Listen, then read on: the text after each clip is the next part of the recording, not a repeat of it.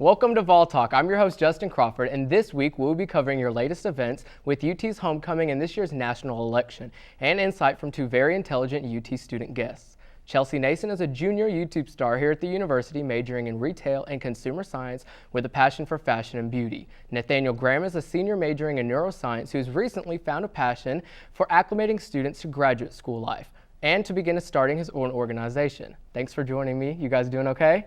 Yeah. So we've hit Thursday, and as I always like to say, there's many things going on. So what's been going on with you guys this week? A lot of projects. Yeah. A lot of tests. A lot of exams. And ultimately a lot of elections and yes. An abundance of things going on. But before we hit elections, I'd love to recap last week.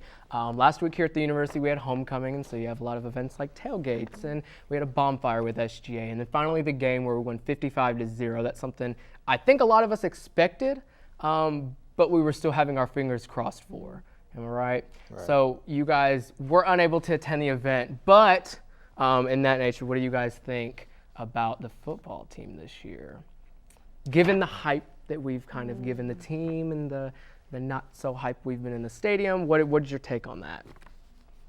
I feel like we started off strong, as we always do, and I'm not really a big football person, so I'll probably get beat if I say that on this campus, but I just feel like there's always motivation, there's always people backing the team up, so no matter how we do, I feel like they're going to push through as they always do.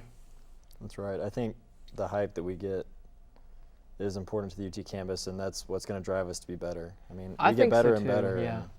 There's just that tradition aspect behind it that you don't see with a lot of schools. I think you see a lot in like SEC schools, so like Alabama, Florida, but that's something that I think this school really holds a lot of pride to, you know. But I don't know, I went to the game and I went to the first half because fortunately, VolTalk was able to go get an interview with Drew Holcomb and the neighbors an hour before their performance. And so if you want to click on the link below in our bio, you'll be able to see the full 10-minute interview there. But yeah, so before we went to that interview, it was interesting because, you know, you got all your orange on, and then I went with a couple friends of mine, and we had the third row. You know, we've been getting really lucky with these, like, I think we were the first row before that, and then my group got third row after that, and it's like, I think the hype is what's there. Like, we were looking around the stadium, and there weren't as many fans as we had hoped. There was a lot of empty seats, and it started getting more and more empty as we were winning. That's something you normally see as we're losing. You'd think that would happen, but I don't know. I think the tradition's there, and the hype is there, so I think at the end of the day, it's going to be a Tennessee ball, right? That's right. Yeah, so last week was the 100th homecoming that we had, but the first Rocky Top royalty we had. Are you guys familiar with the campaigns that people were going on, just like, hey, vote for me here, and they all had to get 50+ signatures in order to run for Rocky Top royalty, and we'll be bringing on Dalton Teal, who is one of the top Vols, and so we'll be interviewing him as well. But I think that's cool. We're bringing on more traditions to this university. Definitely. And so we have many traditions that are, you know, just planted already here, like the torchbearer, the rock, and then football, and then we're trying to start a lot of new things. You know, I've been hearing a lot this week, moving on, you know, starting to talk about elections a little bit, but before we get into that, I've been hearing a lot of what do millennials feel like? You know, we're all college students, we all came to UT, and we want to, you know, we came here to educate ourselves, and there's a lot of changes that have been going on. What's your take on kind of how millennials are nowadays? So we're in the 21st century, and all of us are 20, 21, 22. What's your point of view? Just on life in general, like with millennials. I feel like we know enough history, and we're still learning more history to know what mistakes not to make and what a risk to take. And I just feel like millennials in this generation, we're not really scared to voice our opinion at all. That's it. We can still do it in a respectful manner, and I feel like some of us need to learn to do that in a respectful manner more, just because our age, we feel like we do have a lot of power, and we know that, and we have many more platforms that a lot of older generations don't have. Yep. So I just feel like it's still a learning process, and some things do repeat, but I still feel like we can make a really big change that we already have. Sure. And you mentioned a lot about people speaking up and having these platforms. And so today, actually, 2 days after the election was over, and we all knew that either candidate, whoever wins, however the outcome may be, there was going to be controversy. So we found here at the university protests that had started around lunchtime and is probably still continuing as we sit in the studio, but it was for at least 4 to 5 hours today. And so did you witness it? Did you see it on campus? Where was it? I didn't see it. It was a pedestrian walkway, and it had started in the amphitheater of HSS. And so many people who were against Trump, factually, they were all against Trump at that point, wanted to start the protest and moved it to pedestrian walkway. And then from there it erupted, and police had joined them, and then just kind of like was on standby, I guess. Well, I kind of knew it was going to happen because I saw it on social media. But Exactly, I didn't like the see, platforms you're talking about. Yeah, like I saw it on Twitter, and then I saw a few people Snapchatting it, and it's just a lot of emotions running high right That's now. And I feel like we kind of knew from the beginning of the election that there was really a discord, and just in the country, period. And I feel like this really just brought a lot of issues to light, and we're just going to have to sit down and face it. Yeah. There are going to be a lot of unhappy people either way, and we just have to look at it maturely, I think. Right, and you guys mentioned you have a lot of exams and projects going on. What is it like to balance that and to not only, I mean, this is happening right outside of Hodges Library on pedestrian walkway. I mean, what is your point of view from like trying to study and trying to concentrate on classes, yet this is what's going on for 5 hours in one day?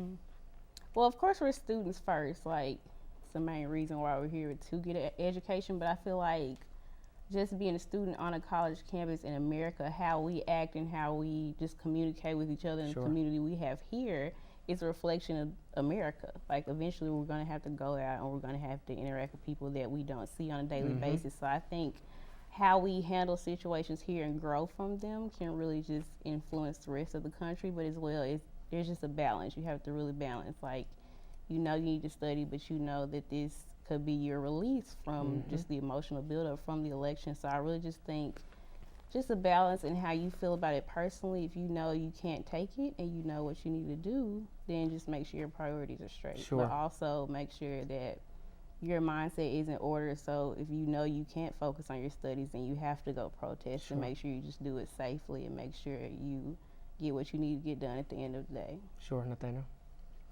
How was it like to balance, you know? I mean, I had an exam this morning that I spent all day yesterday studying for, but I still stayed up and watched the election because I think that's a very important event. And I mean, I think you just have to continue with your life. I mean, even regardless of whether or not you're happy about the results of the election, we like you said, we are students, or should be students primarily first. Because we are at the university, and that should be our number one priority. We just have to, despite whether or not we're happy or sad about the results, we got to continue going. And being students, I've been able to ask a lot of people today alone how it's affecting them, and I'm hearing a lot of angry comments. I'm hearing a lot of emotional comments, like you said, and I think ultimately it comes down to a chant I heard by some wise people who were at the protest of "It's great to be a Tennessee Vol." Those words kind of shook me and got me a little emotional, because that is why we're here. We come to University of Tennessee to educate ourselves and to further it, and like you had said, concentrate on why we were here first, continue those studies, and then from there we can move on. And I think not to find a distraction, but to keep your mind at ease. And so when you begin, and everybody's human at the end of the day, and so how did you feel about, Trump running on a campaign based on racism and bigotry and all the things that had went into the campaign?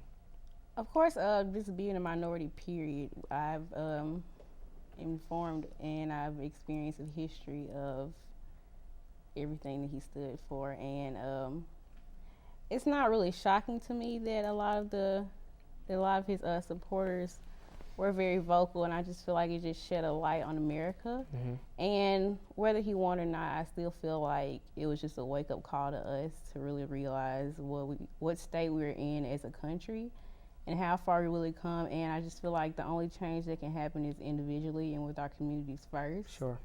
Because like at the end of the day, like he said, we're still students, but we're also humans. We're also brothers. We're also sisters. We're also in the same country. So whatever he does, regardless of what side you're on, affects every single person. And some of his policies, if like whatever policies are implemented, they'll still be in action when he leaves. So I just feel like it's still a lot of emotions running high, but I still just feel like if you really want to see a change and you really want to like move forward, that we need to do it in our communities first. Sure. I think something also important is to remember that as college students and, as being this age, that we are the future of our country, and that even if you don't like where it's going right now, we have the potential to change it. So you need to take some responsibility yourself and make things happen. Sure, and to be able to take responsibility as students and to kind of have the future in our hands, if you really think about it. As you mentioned, a lot of older generations don't have the platforms that we have, the access that we have, and the knowledge, honestly, that a lot of the millennials have. So what do you two think? Where can we go from here? What's your thoughts on that? I feel like educating our classmates, because I know that some people hold on to just traditional values, and it's not a bad thing, but there's always room to grow, and I just feel like there should be a lot of unbiased education, and a lot of people should be willing to learn, because there's not anything that's hidden. Like, you can find out whatever you need to. You just have to be willing and able to do it. So I just feel like education is really the key to basically anything, breaking down any barriers. If you need to have one-on-one conversations, or if you need to go to forums, or if you just need somebody to help you look for books, or you're just scared to go to something by yourself, or just simply immerse yourself in different environments just to learn about people, because at the end of the day, we're all people, we have the same emotions, but just learning how to treat people differently and just learning the person just for who they are and their culture will help a lot. Sure. Sort of like we talked about earlier with the new tradition of homecoming. Sure. I think old traditions are very important, and a lot of people are heavily rooted in their old traditions, and they can be sort of hard to break out of your shell and accept change and change yourself. But I think new traditions and developing new traditions, especially in a world that's changing as much as ours is with new technology, is equally as important, accepting new traditions. So I think people need to have open minds, and education, I think, will help a lot with that. Gotcha, yeah, no, that's great. How do you think these next 4 years, or just like this week alone, actually, let me ask that. What do you think this week, how is this going to help you guys in your future, like personally? I feel like, of course, I just think this week is just a week of emotional release, because I know that we can't sit in anger forever, because it's not gonna help anything. But I just feel like whatever we need to do to get what we're feeling out, That's it. and to get a plan started, and to get actual people listening and helping and learning and loving like we need to. I feel like whatever we're feeling, whatever we have to say, whatever we're holding on to, we need to get that out. Yeah. But after that, we need to band together and we need to start working. Right. There was a time when I was little, and I remember pouting, and you guys know, like your parents yell at you, and your parents make these decisions that you don't like. There's nothing you can do about it as a child. You can go cry, you can go yell, you can go to your brothers and start arguments, you can, protest against your parents, you can, but I think time heals is something I personally stick to, and I'm no one to really speak upon the protests and things like that, but time heals, and like you said, I think if we focus on what we really need to focus on, it would definitely be, and so a little bit more about, I guess we'll reel it back some. There was, on the day of the election, and I guess the past few days before November 9th, a lot of females were going to Susan B. Anthony's grave in Rochester, New York, and they were placing the I voted sticker on, her grave to represent, I guess a thanks, or as you can see up here, kind of a resemblance of this is how far women have come.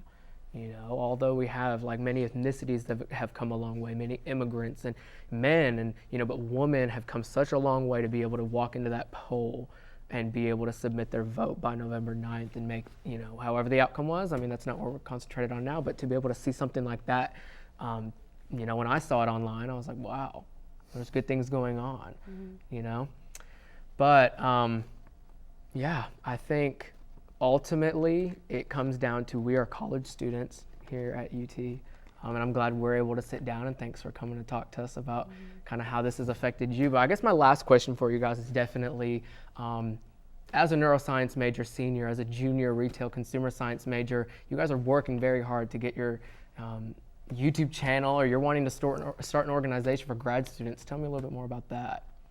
Well, with my YouTube channel, I've been on a kind of a hiatus because just getting back into school and the flow of things, and has just to be a little plethora hard. of organizations and events, it's just hard getting back up. But I did feature my channel at the National Retail Federation Student Association. Yeah. We had our student showcase, and I just gained some support from some great classmates. So they really just brought the momentum back up. So, and as we mentioned, you concentrate a lot on beauty and fashion and how women should be and how to touch upon it. Tell us a little bit more about that.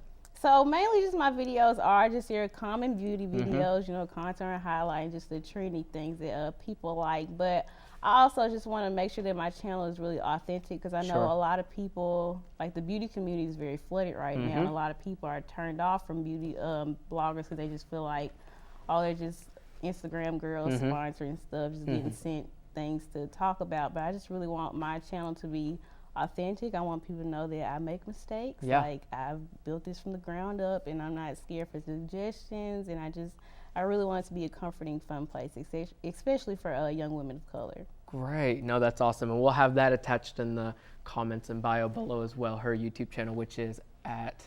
It's Chelsea NSN. NSN. Great. And Nathaniel, you're wanting to start something. So it's great. You have inspiration here. Absolutely. Miss Chelsea starting her YouTube channel, but what would you like to get started for undergraduate students? So it's all very preliminary still, but essentially a lot of undergraduates, especially pre-health, have graduate admissions exams for graduate school. And I know for med school, which is what I'm considering, it's the MCAT. There's an equivalent pre-dental, pre-nursing, all of that. But all of those exams have a lot of overarching kind of concepts, and I'm hoping to get sort of a club that's going to help people prepare for those exams. So have guest lecturers come in and give lectures on topics that are common to all the exams that a lot of students struggle with, like organic chemistry is a big one. I know that I'm in it right now and I'm struggling with it. So, so hopefully a little bit of extra help, and maybe it'll be an alternate option for things like Kaplan or you know, actual courses that are very expensive.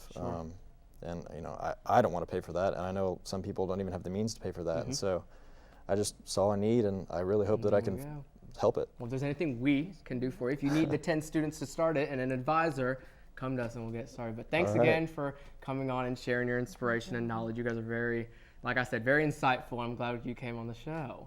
Yeah, great. Keep up with us here at VolTalk by subscribing below and following us on social media at vol_talk. See you guys next time.